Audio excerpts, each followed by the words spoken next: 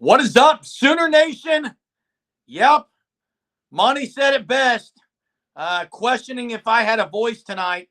Well, fortunately, my voice is used to yelling. So, Hunter, I'm still loud and proud right here. Not even raspy. Not even more raspy than usual. Fun night last night, as most are with all of the Sooner Surge followers, the Surgeaholics. Thanks for being on here, Teresa, Sooner fan, Ron, Monty, Chester Carter, Dalpois, and many more that are hopping on. Appreciate you joining us tonight. What's up, Hunter? Not much, man. Impressed you have a voice after last night. I thought you were gonna. I mean, I guess I should stop. I know it's about to start again, so I'll let you. Yep. Hey, Eric, TNT did say the same thing you were saying about last night's game. It doesn't mean that's how they always are. In fact, on the TNT broadcast after Game 4, they said this team isn't moving the ball like they usually do. They're young. It's their first playoff experience. All those things go hand in hand. It's still a bad take, but hey, I do have this. I don't know if you guys can read it. I wish I knew basketball. So there it is. Hey, Hunter, baseball gets a sweep tonight. Not a series sweep yet, but they swept the doubleheader, clinching the series, going for their seventh Big 12 series sweep of the year at some point this weekend, either tomorrow or Saturday. Really just depends on the weather. It's been bad all week. And Cincinnati, OU had to cancel that series against Xavier. Cincinnati had to cancel a big RPI series, midweek, against UConn. So just trying to find a way for them to get that final game in. But one seed clinched for the Big 12 tournament next week. And, I mean, this team is very, very good offensively. 14 runs, Game 1, 12 in Game 2. I mean, Jackson Willits just smoked one to clinch the game. Cincinnati was making a comeback. They got it within one. So 7-run first inning too, and only one of those 7 runs were earned in that first inning. I didn't see the did you see the announcement about analysts and grad assistants being able to coach and practicing games? I did not yet. But that's a win across the board for all teams because there's a lot of really good analysts who have not been inside the games, inside the stripes of the games. Jackson, I do not consider Dort I wouldn't say he's a pure shooter at all. He's been a good shooter this year. He is not a pure shooter. He's not a guy that I think, wow, what a pure shooting stroke he's got. It's not. He's not. But I don't know much about basketball, but that's what I would say about that. Hey, Mez, real quick, tell me where you saw those rule changes. Because I haven't seen them yet. Yeah, Mez. I'm just curious, not doubting it. I just want to read up on what exactly the changes are. What would that help in OU sense? You think about the analysts that they have. I mean, I think it would help everyone, really. I mean, analysts are a big part of day-to-day prep, game day prep, to be able to have them putting in more input than what they are allowed to really help coach. I think that's a benefit. I think if it is changing, that's a rule change that should have happened a long time ago, honestly. Yeah, Huntington is the guy that was visiting the Portal D line. I think last night people were saying Hutchinson. I was like, no, Aiden Hutchinson plays for Detroit. The name was too familiar. It is Huntington, correct? Jay, I think says they won't have to pay them more now.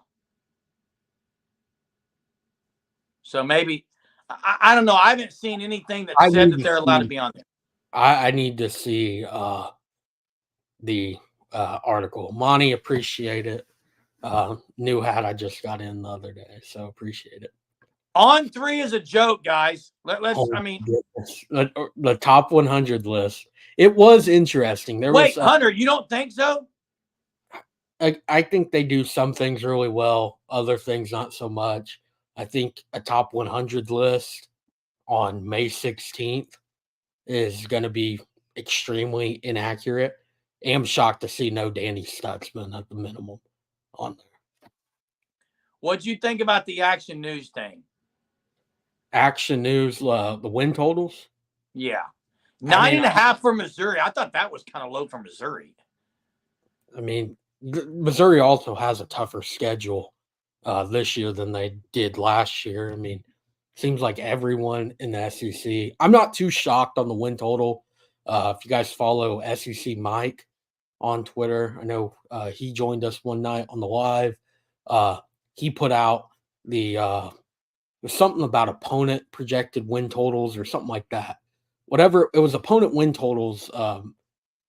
Maybe from last year. I can't remember the exact thing on it, but Oklahoma had the most difficult schedule according to that stat, while Texas had the easiest schedule according to that stat. And he tweeted like, how is that? Like Texas went to the college football playoff last year, was, I mean, pretty close to beating Washington in the college football playoff, and now they get the easiest schedule in the SEC according to some of the analytics.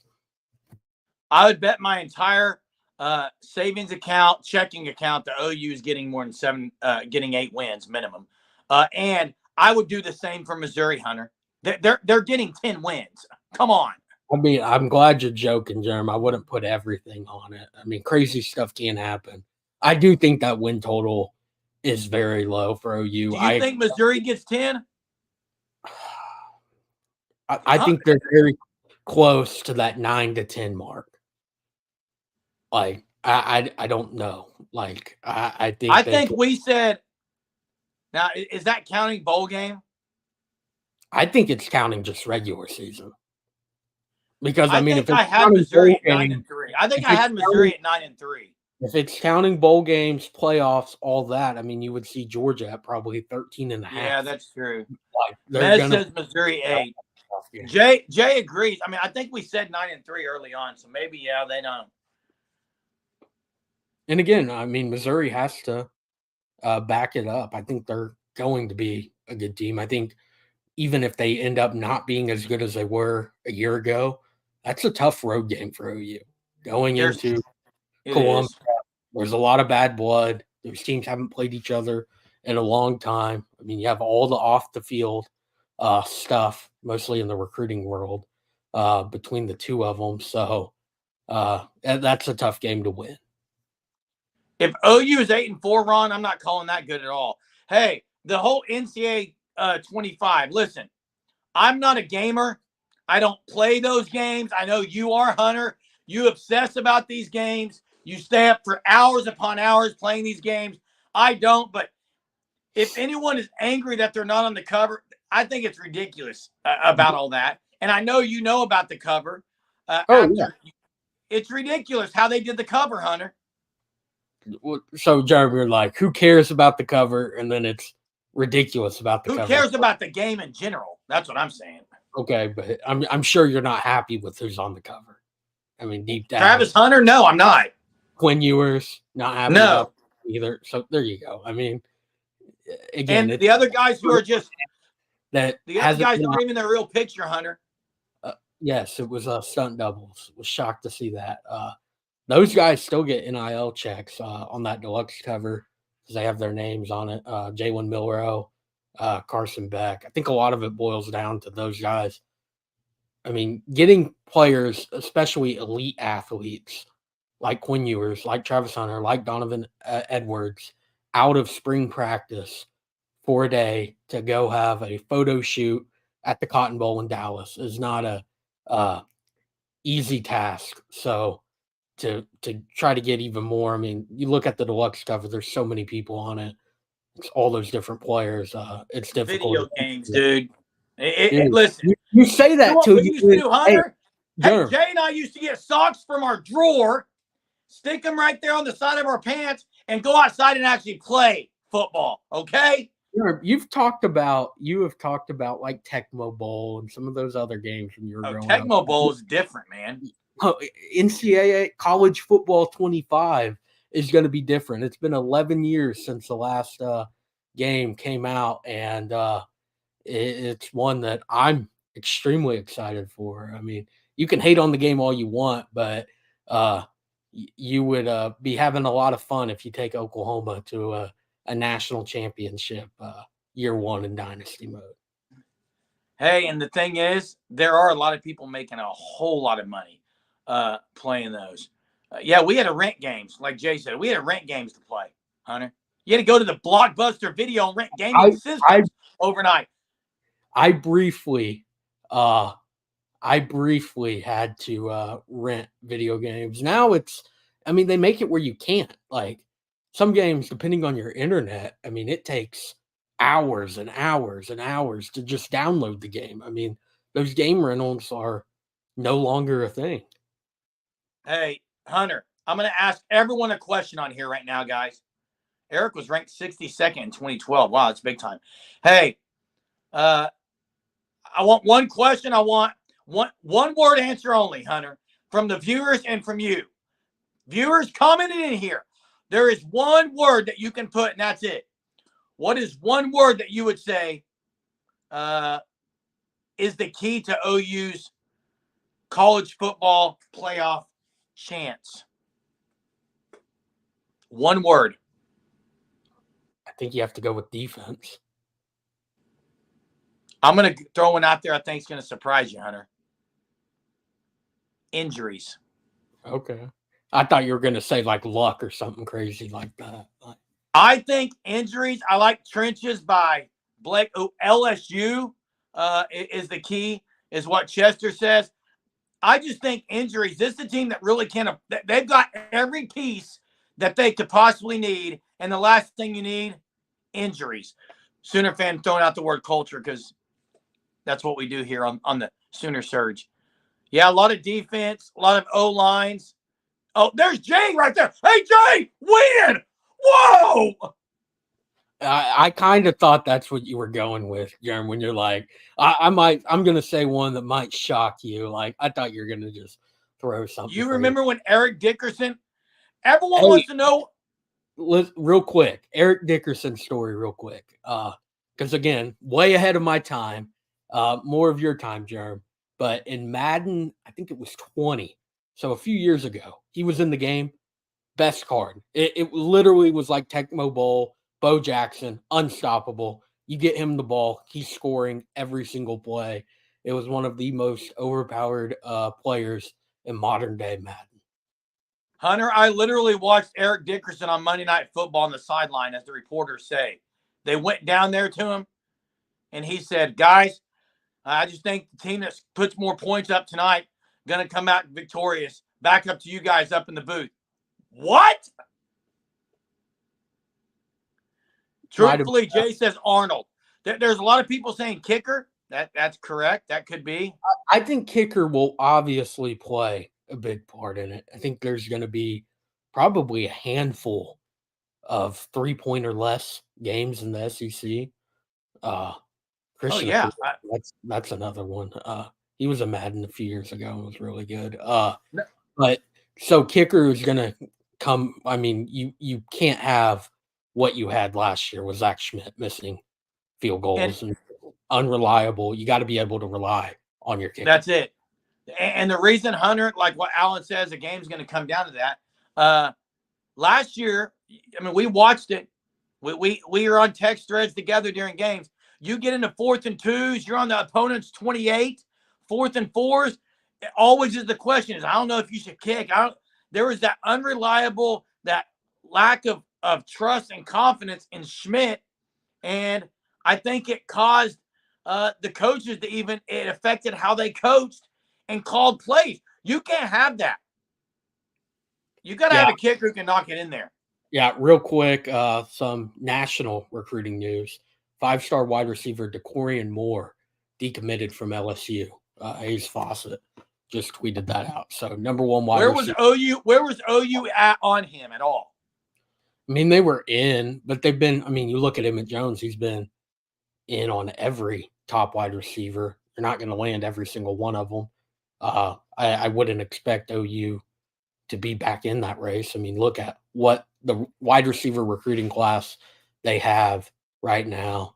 And yeah, maybe it is Texas. Skylar says And they do still have room for maybe one more, but wouldn't expect it to be him. I agree with Dabo. I hope we run the ball better. And how do we project the refs treat us? Here's what I'll say. Way better than the Big 12 refs treated us.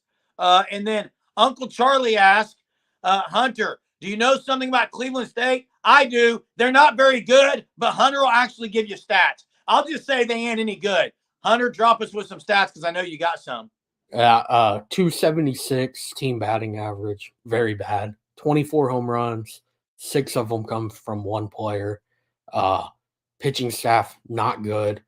Their best pitcher, again, probably going to butcher the name, Melissa Holzapfel. She has a sub-2 ERA, 1.77, two-way star for them. Also believe leads them in RBIs. You get her out of the game, and I mean it should be over at that point because you're looking through the next the other 3 pitchers on that staff, and it's a 6 ERA, a 12 and some change ERA, and a 21 ERA. Just not a good pitching staff at all.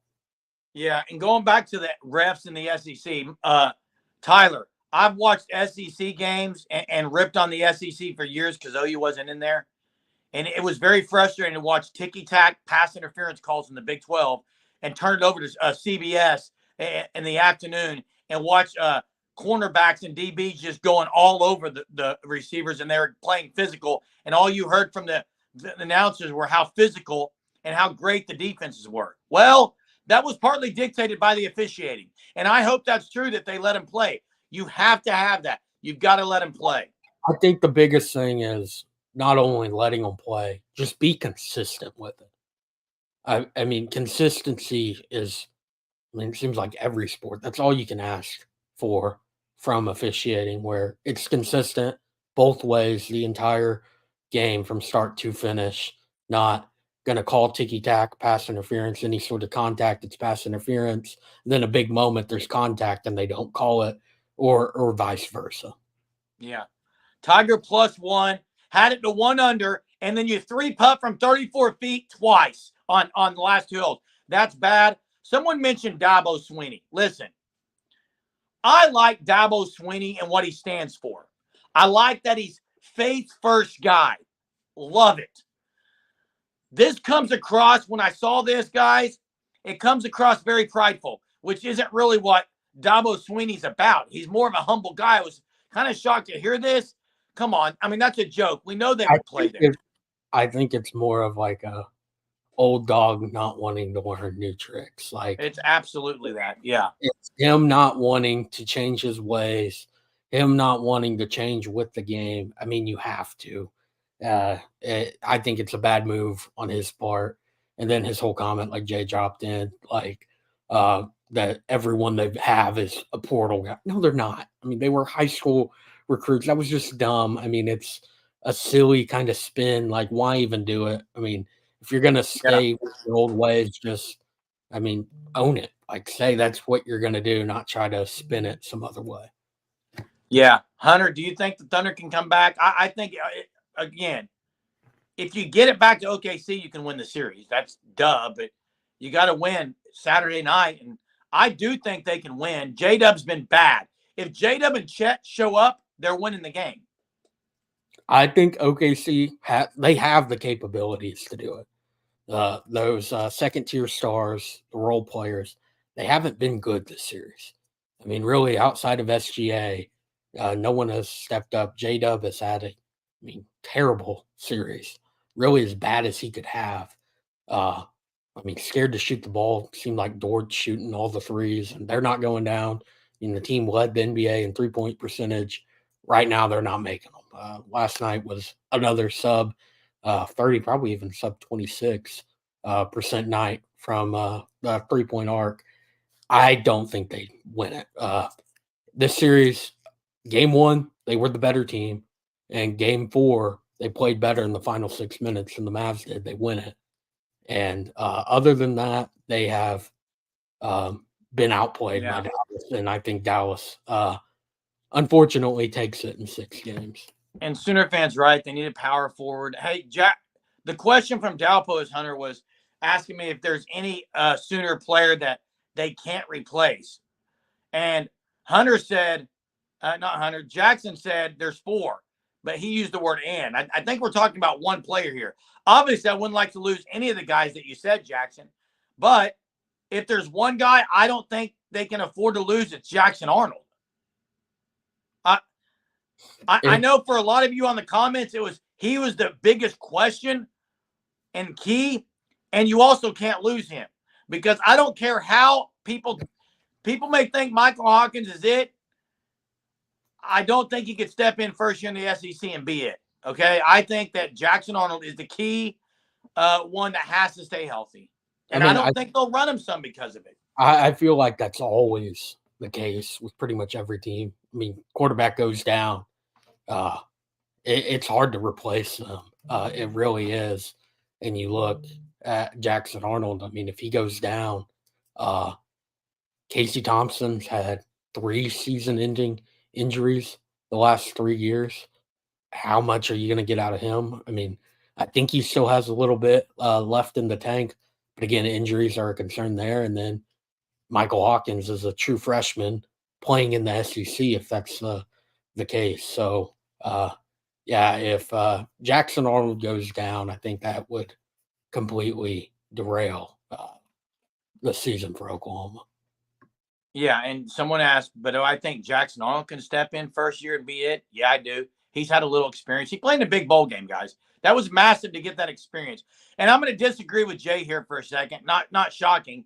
To say that that's what was so great about Saban, he adjusted the times. Actually, it's probably one of the main reasons he got out of the game, Jay. It's one of the main reasons he left the game, in my opinion. He couldn't adjust to the times.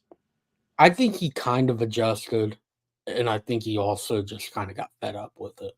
Yeah, he got fed up, dude. I don't think he changed a lot of what he did. I mean, this last year he kind of did. I mean, that team didn't look like they were going to be a playoff team. He took them to the playoffs again. So taking them to the playoffs means he adjusted. I mean, partially, I think so. What? No. I mean, yeah. So they made the playoffs, so they adjusted. Okay, that's what it is. The last 2 years, a team from their conference, Georgia, protege, Kirby Smart, 2 straight national championships. And all year they beat Georgia to go to the playoffs because they won that game. Tell me what he did to adjust. I mean, starting to use the portal a little more. I mean, I think he. I disagree with a lot of people that are saying he adjusted. He has the best players. That's why they got in the playoffs. Saban is the GOAT. Absolutely is the GOAT. Tell me how he adjusted, though. I like what Dabo says here. You did see a lot more kind of emphasis placed on the offensive side of the ball. That was like 7 years ago. I agree. But that's not what people are talking about. People are talking about NIL and culture. More recently, though, the last few years, the SEC has started to shift from that dominant defensive conference to more. You're seeing more spread offenses. You're seeing more. I guess I wasn't talking about that. Okay. I thought Jay was talking about culture and NIL and how he's adjusted because Dabo Sweeney's. I mean, the comparison I thought was to Dabo Sweeney. And Dabo Sweeney wanting to stick with what he got in his old ways. That's what I thought the comparison was. So maybe I was wrong on that. I don't know. I was only talking about NIL, Jay. So how is Tennessee projected to be a number 2 national seed in baseball and Kentucky projected to be a 1 seed? How does that work? I can't answer that.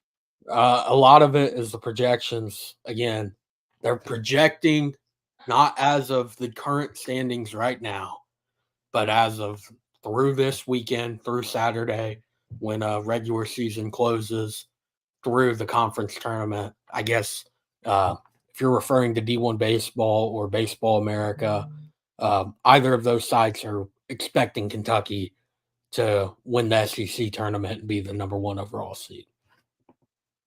Yeah. Saban's always been about playing players, Mez says. They've always had the best players, so maybe I took that as the wrong thing. Is it a disappointment if baseball doesn't make it to Omaha? 100%, flat out, Disappointment if this team doesn't get there.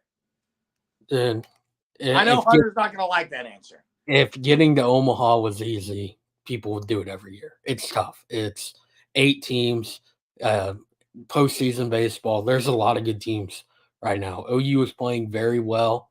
Would it be disappointing if they didn't make it to you as a fan?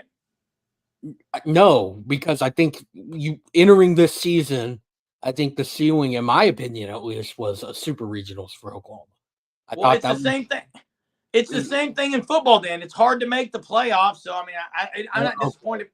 All right, cool. I mean, again, like, you look at this team, what they brought in through the transfer portal, they're playing really good ball right now. Yeah, that's why it'd be disappointing. The comparisons to 22 are definitely there. They offensively, I mean, it looks like the best offense they have had with just the massive run scoring games that they've had in Big 12 play. They've had some of their ups and downs. I mean, the Lamar series still exists. That weekend in Vegas is still there. A few other ones, Texas, Oklahoma State, West Virginia, those conference series, but they have been a very good team this year. And then again, SEC, I think, seems like every year like last year, I think they had 8 hosts. This year, they're probably going to have close to that. In Omaha, they will have probably 4 teams there. So that's 4 spots for a non-SEC school, in my opinion. I'm going to be disappointed as a fan if they don't make it, because I absolutely want them there. So I'll be disappointed if they don't get there. Am I going to say it's a horrible coaching job if they don't? No. Is it a disappointment? Absolutely is. Otherwise, I mean, what do we really want? I want it. When I don't get something I'm disappointed. So it's championship or bust every year. At the University of Oklahoma, that's the goal. In baseball. I don't follow baseball enough, Hunter, like you. But I know this team is really good. OU baseball was projected to finish 6th out of 13 teams in the Big 12. Hey, this year they're outright Big 12 conference champions, regular season for the first time in program history. They've never done that. Big time accomplishment. 6 series sweeps this year. They've already had their highest win total in conference play. Again, going to a 30-game season. Right. You're saying all the things that should lead to one. That's the thing. You're giving all these great things that they've done and saying, but they probably won't make it. They're one pitcher away, in my opinion. Agreed. Starting. Sunday starter has been an issue all year for Oklahoma. They haven't had somebody that's a true Sunday starter that you have full confidence in them getting the start on the mound, and you're going to win that game. They've tried it with I'm blanking on the name real quick. Sorry.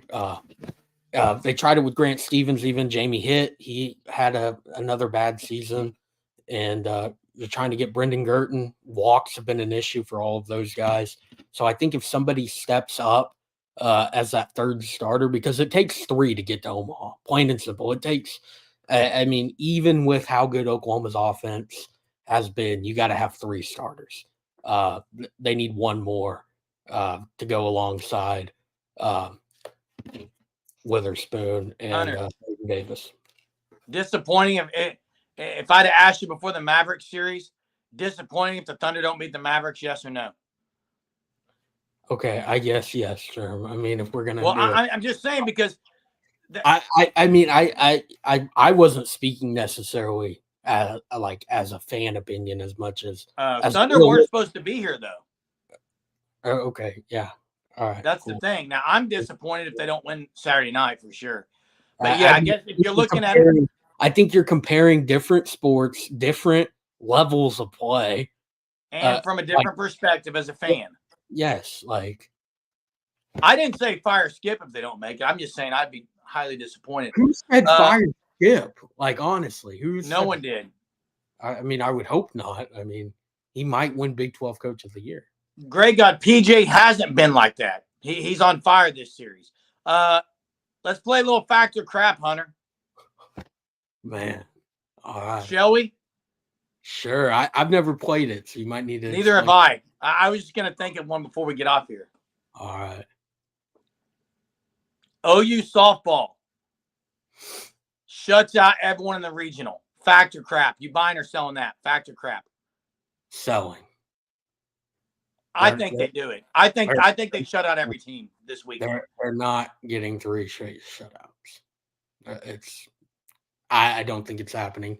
You look at 2 of those teams in the regional, or in one of the polls, they're ranked. Oregon's ranked, and then receiving votes 22. Boston, same thing, just flipped in which poll it is. I think one of those 2 teams, they're probably going to face both. I think they score a few runs. I don't think that means OU loses the game, but I don't think they get a shutout. Fact or crap, Hunter? OU softball wins their 4th natty. Can I say TBD? Like TBD? I mean, what is it? It's either fact or it's crap. I'm saying fact on that.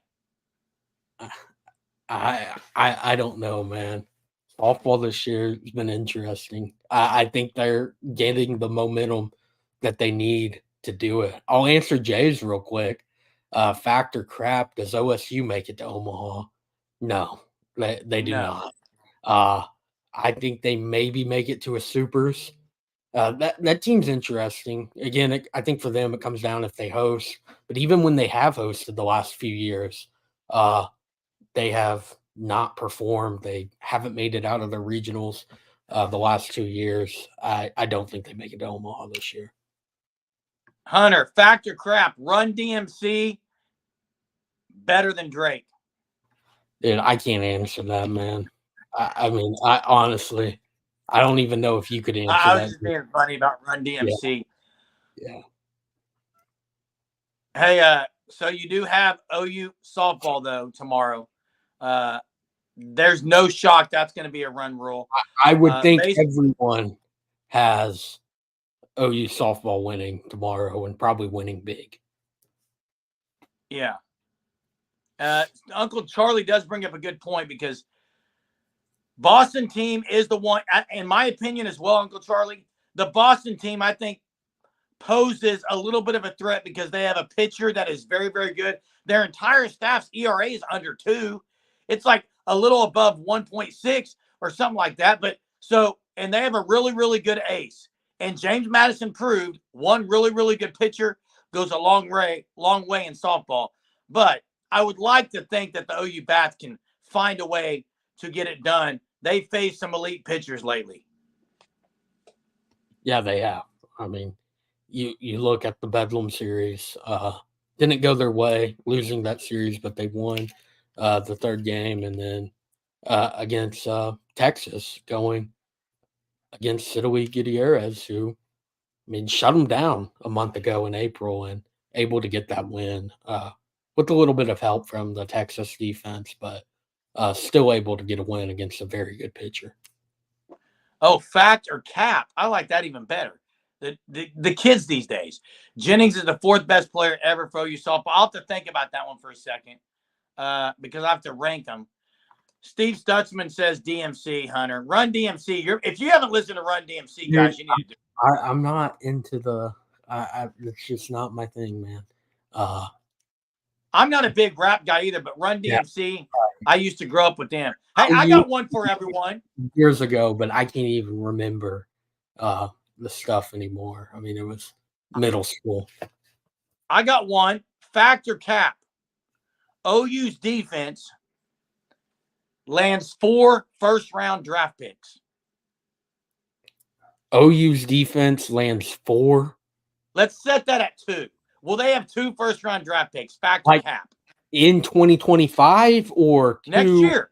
I think they'll have 2. I think that's a fact. 2 first-rounders.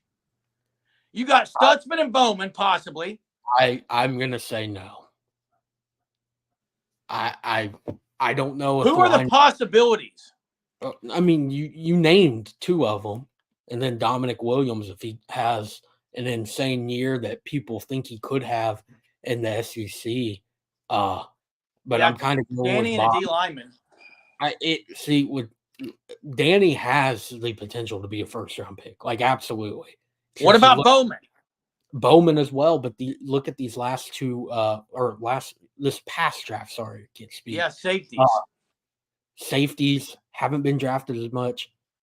This draft last month, not a single linebacker was taken in the first round. A true linebacker.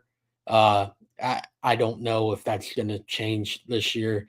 It seems to be determined there. I mean, how does the class form? I think they have the talent to be there, but as Bobby says, I mean, part right of now, it is they're not getting drafted in the first round for whatever reason. It's weird. Yeah, It's it is weird. How high was Kenneth Murray? Kenneth Murray was a third rounder. I'll look it up. I was thinking Kenneth Murray was early second. And Chief T-Bird talks about, running backs too. I'm sorry, 23rd overall, first rounder. Okay, who's late first round. Yes. I thought he was early second. So Kenneth Murray did it, but you are right. They seem to – it all depends on what the team needs. Yeah. And a lot of it just depends on, how does the class stack up? As Steve says, you look at the offensive. There wasn't a defensive player drafted to what, 15th? Yes. First 12 around picks, there. The first 12 picks, 6 of them were quarterbacks. It's just very hard for a defensive player to get drafted right now in the NFL in the first round. And the ones that tend to be defensive linemen, edge rushers, and cornerbacks, not safeties, not linebackers, not interior linebackers. It's just how it is. I don't necessarily agree with it. I think some teams are reaching and leaving some very good talent on the board in the second round, but it's just the way it's going right now. All I know is I'm excited. This defense is going to be very, very – it's promising, guys. It's very deep. It's going to be exciting to get after it, summer and all that. But thanks for being on here tonight. We'll be back again tomorrow night. The softball game will be over probably pretty early, I'm assuming, with Run Rule, and then we'll be on at 9:30 tomorrow night. Thanks for being on here, Sooner Surge community. You are the best. That's a fact. We'll see y'all tomorrow night. Boomer.